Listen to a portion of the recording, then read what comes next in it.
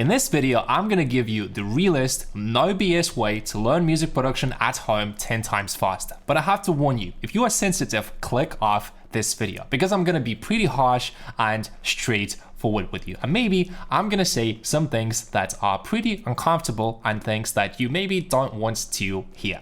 But if you're serious, this video is for you. And before we start, if you're first time on my channel, you may think like, who the fuck is this guy and why should I listen to you? Well, so let me introduce myself. I'm Vlad and I've been making music professionally for the last 10 years. I've coached more than 100 producers and I helped my clients to get gigs, get signed, and finish music they are proud of. And making music is all I do all day, every day. So now that I've proved that I am qualified and I am professional, then let's get into it. I have prepared 10 points for you, 10 lessons that I wish I knew when I started 10 years ago. So number one is gonna be find your why. And when I say that, what I mean is your why has to be so big, so important that not taking action and not succeeding should be unreasonable for you.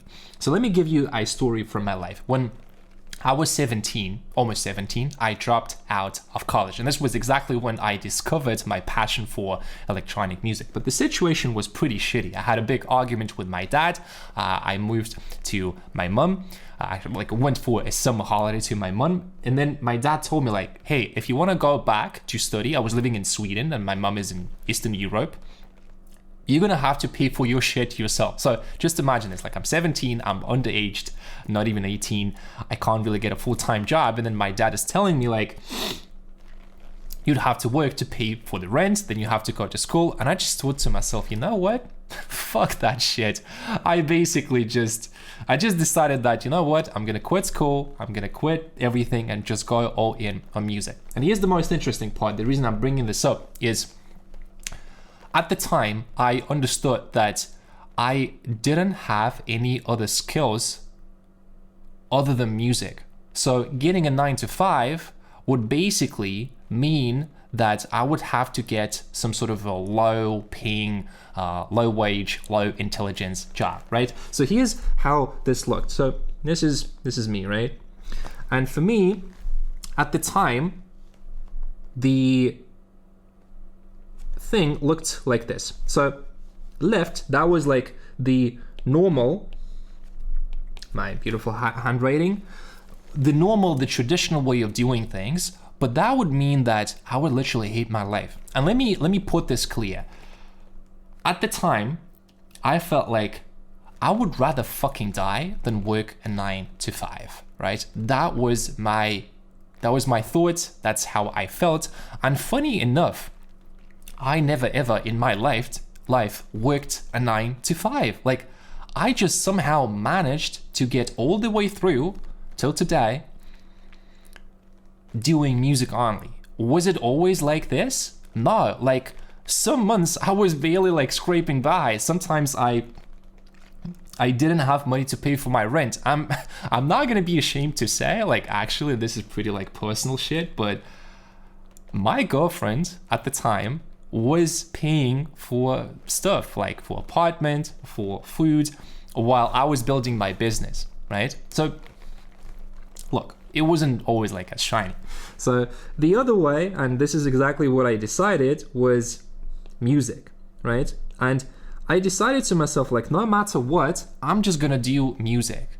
So the point of this, the point of the whole story, to illustrate that your why has to be so big, and you should also have the anti-vision. And the anti-vision has to be so painful. Like the pain of not doing it should be so motivating that not taking action is completely unreasonable, right? So to me, music felt like the biggest, the most important thing in my life. This is how much I wanted to become a full-time producer, right? So really find your why and stick to that. That's gonna give you the fire inside and everything to keep you moving. Okay. Now let's go to the second thing. This one is gonna be a little bit more technical but important. The next thing that you want to do is you want to learn the DAW, Digital Audio Workstation. And for this, is going to be pretty simple. You just go to YouTube and you search for Ableton Masterclass. I don't care what anyone says. Ableton is the best DAW. Please write me some hate comments. I would love to have the Digital Audio Workstation war. Ableton against FL Studio, right? Against Logic.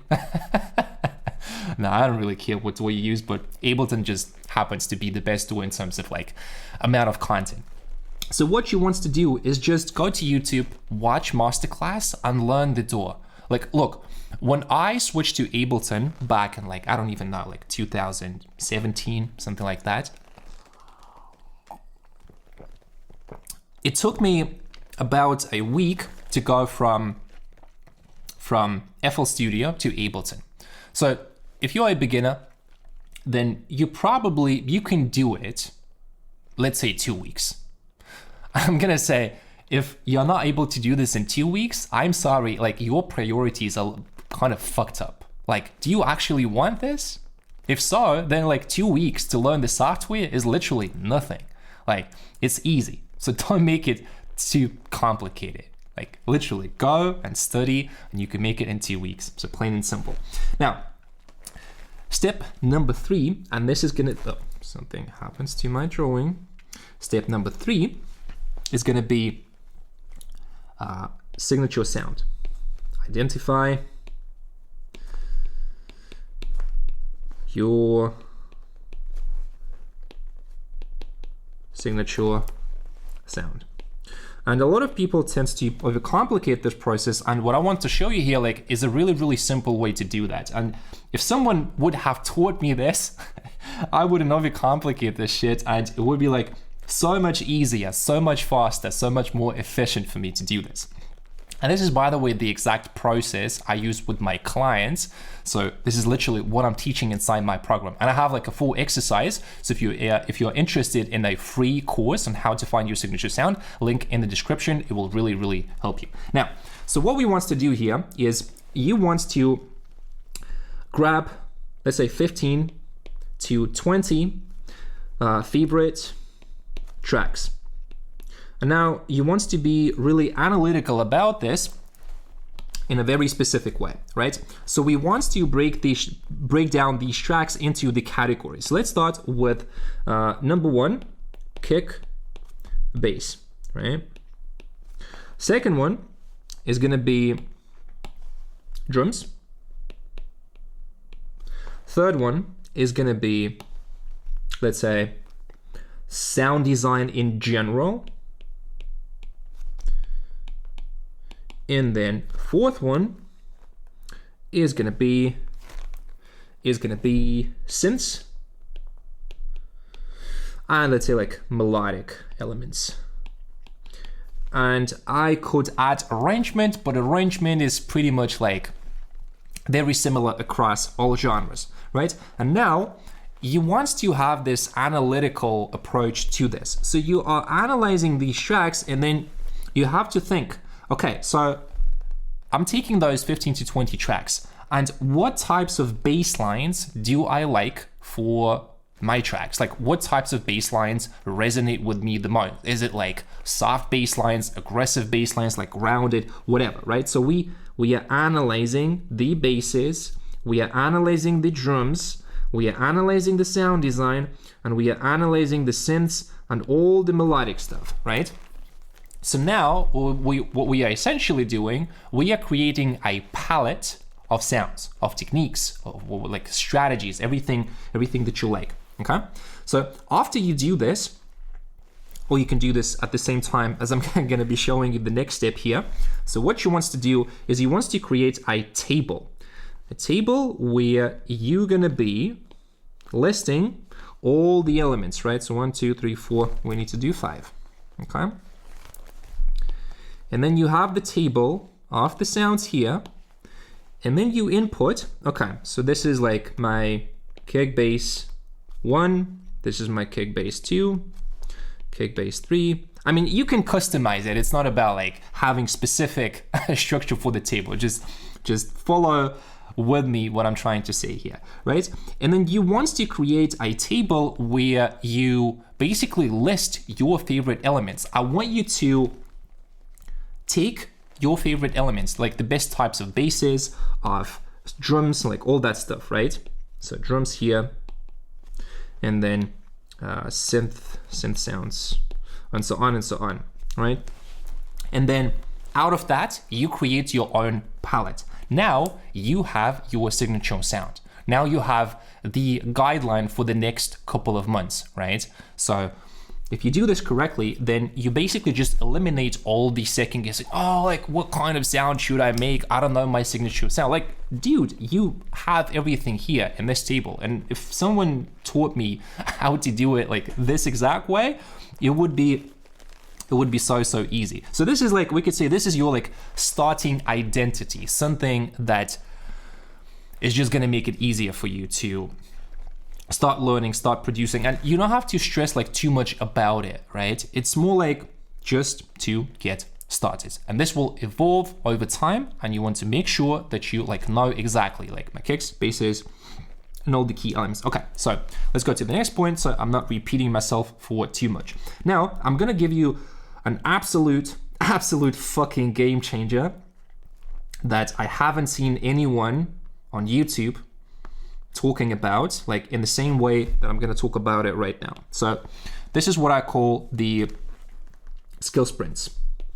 Skill sprints. So let me introduce the problem first. Okay, I hope you can understand my handwriting. Okay, so the problem with a lot of beginners, and this is exactly like what was my problem at the time, the way that you learn music production. So let's say you are at the starting point. So this is level 0, and we are starting from here. Okay, so 0.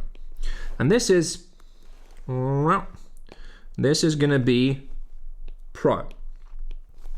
And obviously, to get from 0 to the pro, there are gonna be a lot of different milestones along the whole process, right? And what beginners tend to do, they tend to try and hop from 0, let me use a different color, they try to hop from 0 to the pro right away, but then they just don't realize that in order to do it, they really need to learn all these micro steps. So I hope you can kind of understand what I'm trying to do here. And it's just impossible to learn everything at once. So instead of learning everything in one go and trying to make a full track when you are a beginner, let me introduce you a way better strategy that is going to help you way more as well. So what we want to do instead is we want to be strategic about this project. Like I'm a very strategic guy, and I like organizing things in music. So let's say if your goal is to get to the pro level, or let's say like release a couple of tracks in the next 6 to 12 months. Maybe you're a beginner, intermediate, doesn't matter, right? And keep in mind, this strategy will depend on where you're at with your skills, which obviously I do not know, right? So that's gonna be up to you. But anyway, let me share the strategy. So we want to take a month, right? So let's say this is gonna be our month, and we're gonna split that into 4 weeks. And check this out. So depending on your skills, but it's gonna be pretty universal for everyone, the first week is gonna be kick and bass. And all I want you to do is you get fucking good at kick and bass. Now, here's the process. I would recommend to spend, let's say 2 hours per day on music. And what you want to do during those 2 hours, you want to make 2 to 3 loops. So basically you get around like 30-ish, like plus minus minutes on each loop. So that's gonna be 2-3 loops a day. And if you think this is impossible, what the fuck are you even thinking about music production? Because if that seems unrealistic, like, go do something else. Like, really, this is not for pussies. This is for people who are highly determined, motivated, and can put in the work. If that sounds unrealistic, like, fuck off, click off the video. I'm just kidding, but you know, that's the humor. So, when you do it this way, you are basically focusing on the micro skill, right? On one skill. And I would say, like, in the week, you should get at least 10 loops. So 10, let's go here. 10 loops week, right? Now, when you finish practicing the kick and the bass, the next step is gonna be the drums. So you go and you do same thing with the drums. So week 1, week 2, week 3, week 4. Week 4 is going to be really interesting, and it's the same strategy, right? So a very important point here: when you are making the kick and the bass, you do not want to spend any time, like too much time, and ideally any time on drums and the synths. So you just make the kick and bass, like kick, bass, and drums, and just use some freaking like drum loops. Don't stress too much about it. On the drums, same thing, same idea. Making the drums 2-3 loops a day. I would say for the loops, keep it at 30 sec, right? So something like 16 bars. So for the drums, same thing. Use loops for kick and bass, or just reuse the loops from week 1, because we want to focus on one thing. Now, same thing for week 3, but this time it's going to be synth plus melody in any genre that you do. It just happens so that like I'm into tech house, like minimal techno, but just apply this to your genre, right? Doesn't matter. And then week 4, you basically want to finish your tracks. So I would say in the month, you should finish anywhere from like 1 to 2 tracks in the beginning, and ideally a track every week. So for the beginning, finish 1, 2 tracks. Okay? So this way you can see you are practicing micro skills, and then you're putting everything together, and you just follow this system. It's gonna take you maybe like a few months to get good at specific skills, and once you practiced the micro skills, then you can follow the full process, like going from the idea to a finished project. One important thing that I could add here, for the synth and the melody, we can also think sound design, right? But sound design, I would say, you can practice a little bit later. It's way more important to get good like at basics, like melody writing, drums programming, sound design. You can use presets, so don't stress too much about it, okay? Now, let's go to the next point, which is gonna be perfectionism. And this is gonna be pretty fucking painful one for some people. Kill perfectionism. Okay? So as a music producer, I can totally understand when it comes to perfectionism, you want to share the best art with the world. But let me go a little bit deeper, because I came to a really interesting realization with the perfectionism trap, okay? So the thing with perfectionism is, a lot of times, if I'm thinking like back to myself, if I'm analyzing, we want to be perfect because we think that if we do not make perfect art, we are not valuable, you're not deserving, you're not worthy. How about if we fucking reframe this and you tell to yourself, I am allowed to share imperfect art with the world, and I'm still deserving, and I'm still perfect, and my art is still good, no matter if it's perfect, if it's okay, if it's average, right? So it's also understanding that you will suck in the beginning, and that's totally fine, right? It's just fine. But in the beginning, when you're learning, what you have to understand, and this kind of ties back to the previous point, is quantity is gonna give you way more than quality. We will get to the quality, but this one in the beginning is way more important. And this is why microscales, for example, is so effective. Like it's an effective system. So the next thing is there's a very interesting,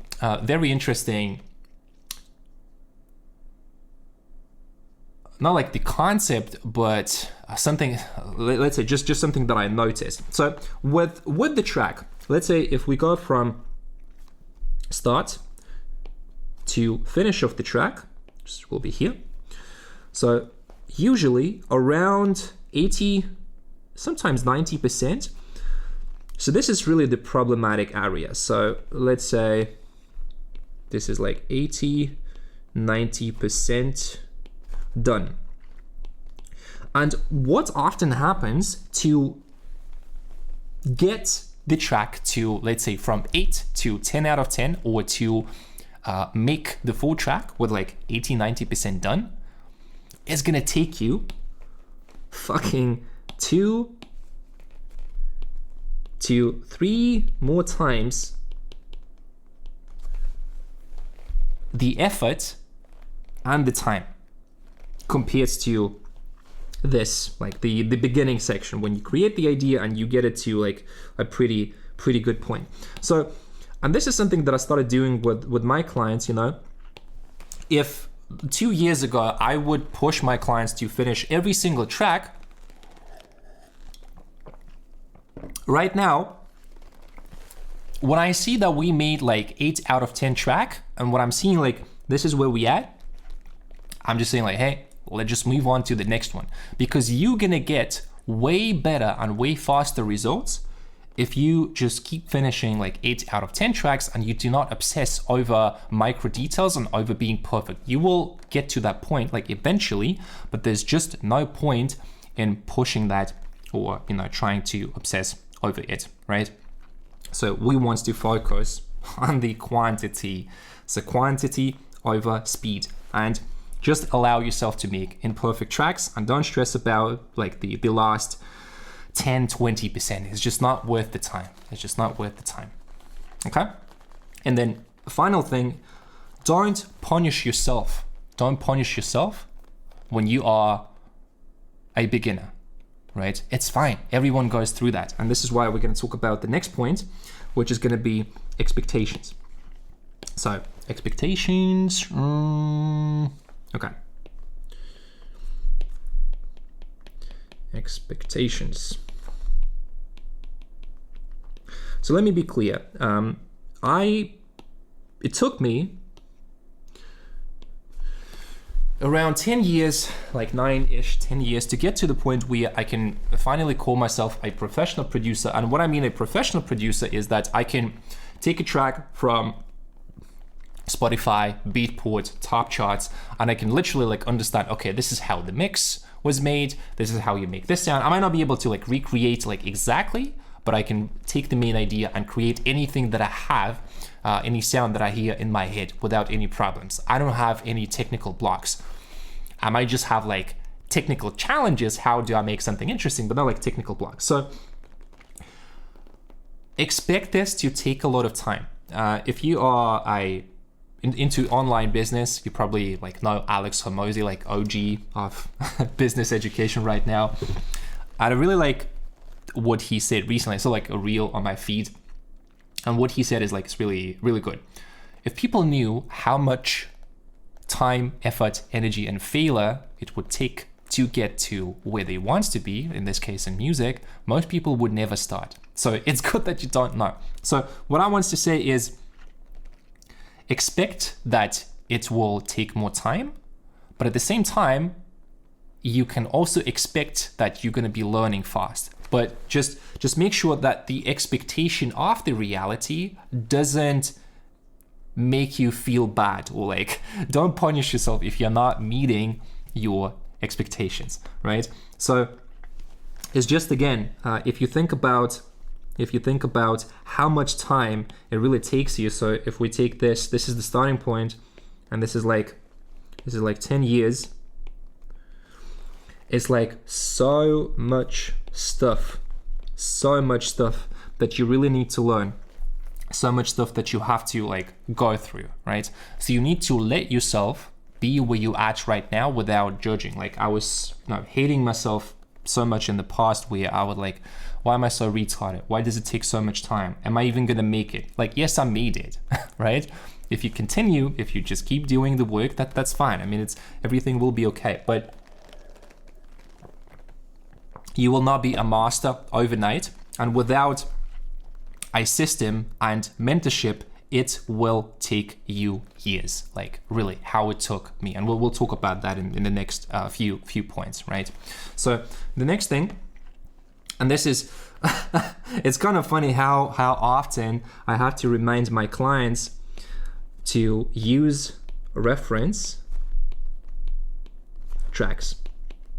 So let me put it this way, and it's kind of funny, like I'm a professional music producer, and the way that I make music right now, it's so dramatically different from how I was making music in the past. So what I mean is right now, I never start a track before I have a reference. So I listen to like Spotify, whatever, wherever you are listening to music, and then I find the idea and then I go and create something. So in the past, a lot of times, like if we put it like this, let's say that this is going to be the reference track and it already has something that works, right? So people really like it. People like this format. So they are in love with this, and it's really cool, right? So the problem is when you are trying to reinvent the wheel, and this is exactly what happened to me so many times. I was like, no, I'm too smart. I'm just gonna go reinvent my arrangement, this and that.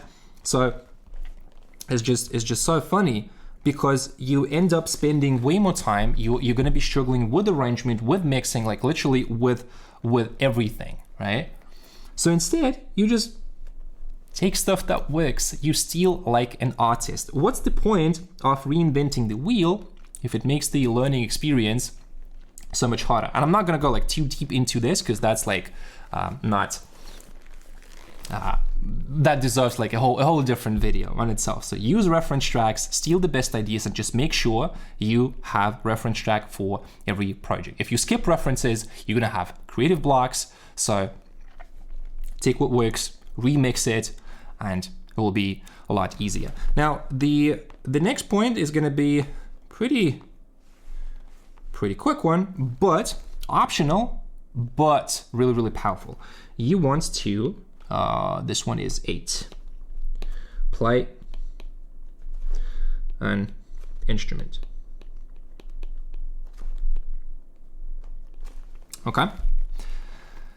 When it comes to playing the instrument, it teaches you the rhythm, timing, and you get to feel the music, because when you are recording an instrument, you have to play on time. You have to tune your ears if you're hitting the notes. It is very useful, not mandatory, but a lot of times if you don't play an instrument, if you program everything on your computer, your music will just be like really boring, robotic, and dead. So this is why we have to at least use some sort of a MIDI keyboard. I really recommend it. You can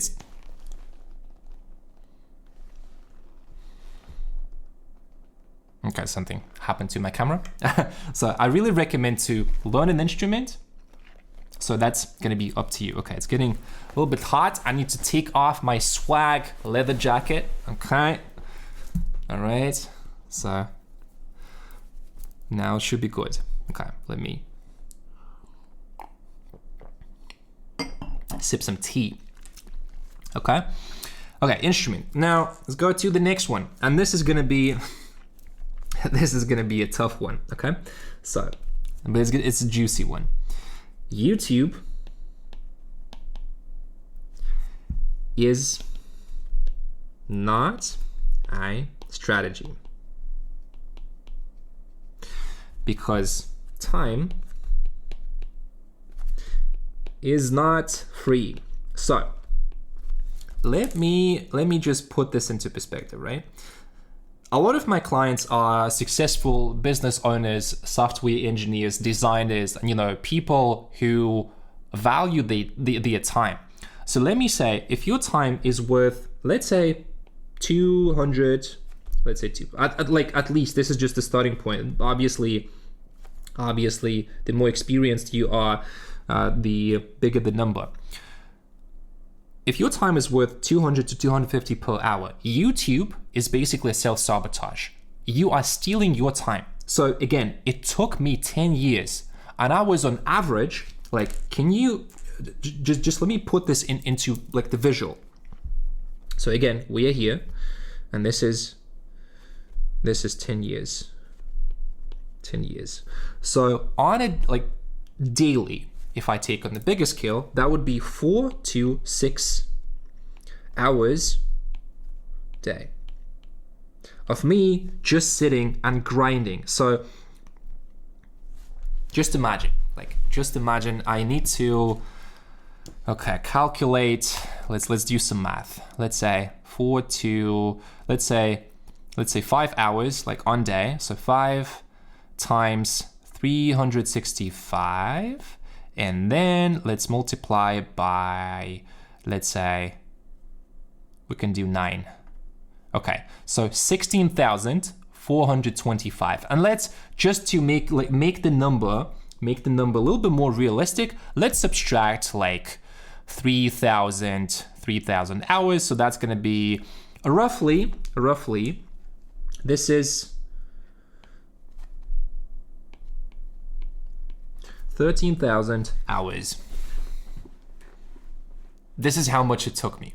So I spent 10 years because I didn't have the money to invest in mentors and coaches. And just this year alone, like think about it, this year alone, I invested $16,000 into coaches and mentors. And that was the best fucking decision that I ever made for my business, for my personal growth.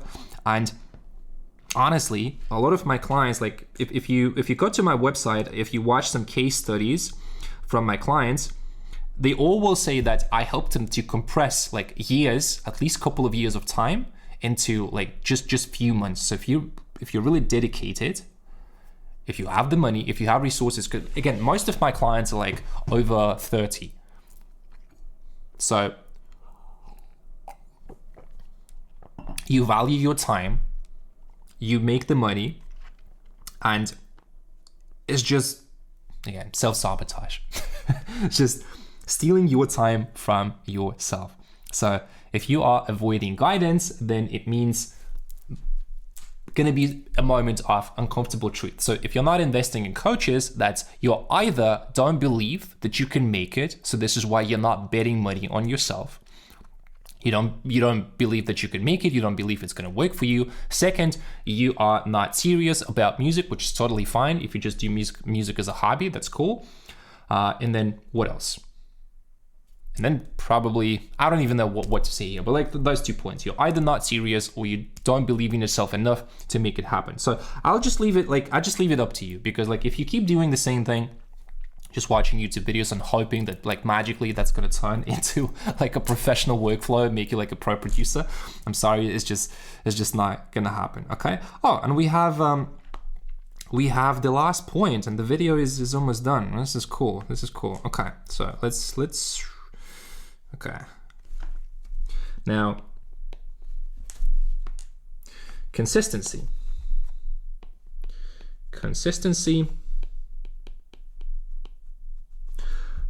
over grind. So it's way better to be consistent, and let's say like in 1 year, this is where we are, right? So this is something like this, and this is going to be the graph, right? How do I cancel this shit? Oh my god. Well, first time doing this kind of content. I'm sorry, guys. Okay, so it is way better if you just keep growing like steadily, and you go something like this, compared to a person, and let's say that's going to be like 2 hours per day on music, but you do this at least like 10 hours per week is something that I would recommend to most of my clients as well.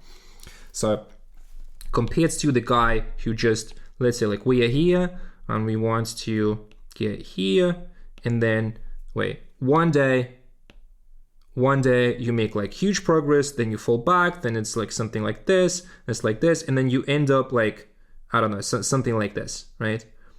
So it's just way better to spend less time, but make sure you are really focusing. So you need to build the habit. Music production is easy when done consistently, right?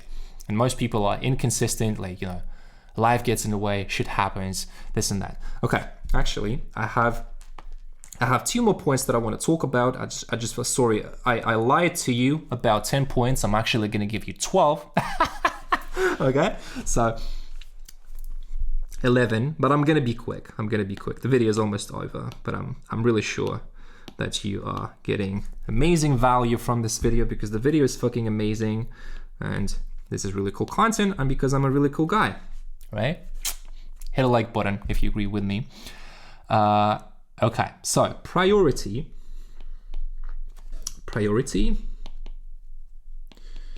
and identity.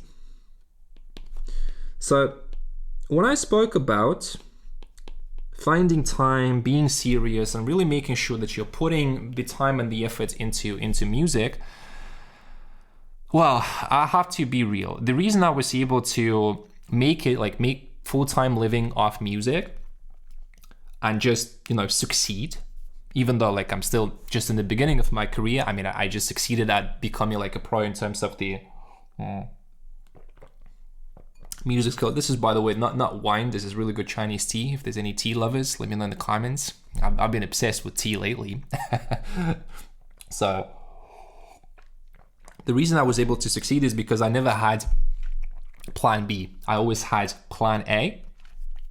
And if music is not your top priority, if you're like, it's like, it's the difference between professional and semi-professional. You can say professional athletes. Professional athletes, same as professional music producers, you live and you breathe this. This is your life. And you cannot have the same amount of input if you are semi-professional. So what I'm saying here essentially is, I'm not saying that you should quit your business. I'm not saying that you should quit your job, like whatever you are doing. I'm just saying to be strategic and really making sure that you prioritize music, because if music is something important for you, you can make it happen. Like with help of social media, we have like so much opportunities, like with everything, that it's never been easier to succeed. And really, your schedule reveals whether you are serious or you're just half-assing. Like, if music is everything for you, if you can bet on this, then you're gonna make it happen, right? And honestly, anything else that I want to add to that? No, it's just really identity. You are either all in, you're gonna be like, you will make it, or you're just half-assing and just like delusional and bullshitting yourself. Sorry. Okay, and the last one. Actually, this is something kind of funny because I came up with this as I was making the video. So, music is easy as fuck. Let's do AF. And what I mean by this is, if you look at the whole music production process, it's very simple sequence of steps, right? But a lot of people, because they watch some bullshit content on YouTube, which is fine, by the way, I was also doing that and that just didn't help me, right? I had to go the hard way. Just because you try to think it's some sort of this fucking complicated process, you need to do like a lot of bunch of shit, and then like you make it way bigger deal than it needs to be, right? Just because, again, the problem with YouTube content, it never teaches you the system and never teaches you the perspective. So in reality, it's just really as simple as this.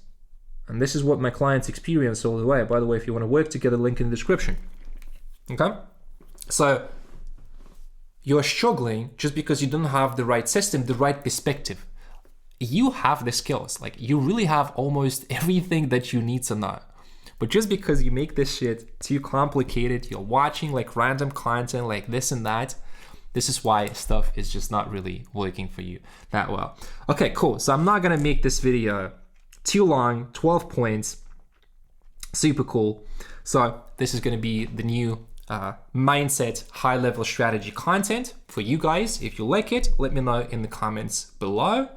And I'll see you in the next one. I'm gonna be doing 2, maybe even more videos. I don't know, like a week like this, 2 for sure, at least. And if you made this far, then definitely check the next video. So this is something that YouTube will recommend from my channel. Obviously, I'm posting almost every day, so check it out.